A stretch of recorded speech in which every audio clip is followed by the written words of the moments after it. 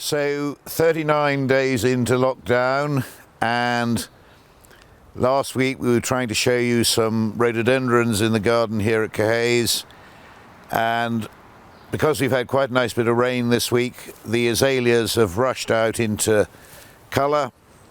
And here we're looking at Azalea Caerhays Lavender, which has some quite peculiar features. The new growth which comes before the flowers is almost white, and then it goes a pale yellow, and eventually it'll go green. So before these wonderful mauve flowers appeared, the tree appeared to be white with its new growth, and the contrast between the mauve and the now slightly yellowish new growth is really quite unique. Nobody knows who bred this particular azalea or how it came about, but quite recently we registered it with the RHS so that it's now all properly recorded, and we propagate it and it's available for sale at Burncoos, although it isn't the easiest azalea to propagate. But as the sun catches that, isn't that a absolutely stunning sight? Quite a number of the Japanese kurumi azaleas, this is the evergreen azaleas, they've already finished flowering here. But perhaps the very last of the evergreen azaleas to really create a massive show is Azalea Blackhawk. When you look, you can hardly see a leaf left on the plant, which is absolutely smothered in these dark red flowers.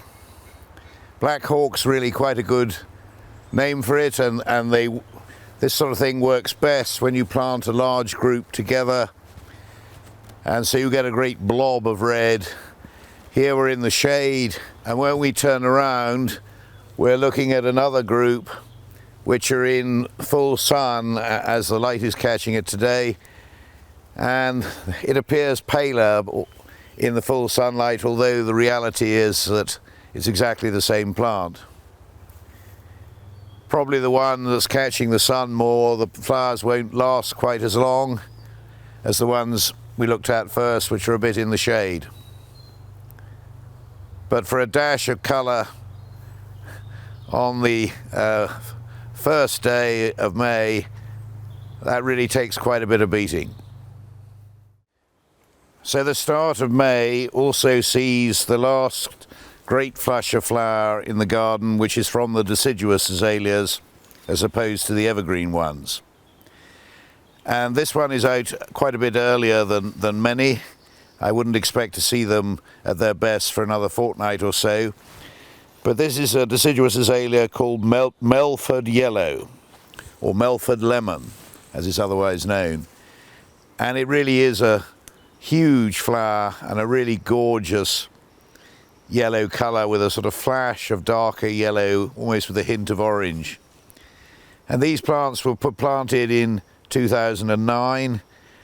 They haven't made a huge growth in that time, but they've formed a very nice little clump here. And in an area where the magnolias have held sway for the last, 6 or 8 weeks, suddenly we move on to something new and something very different. And as a clump, goodness, that's effective.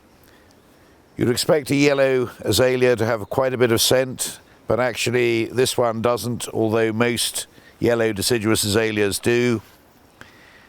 If you were to cut them now as they're just coming out, they'd last quite nicely indoors. Isn't it astonishing how colours like that can be produced and bred into plants?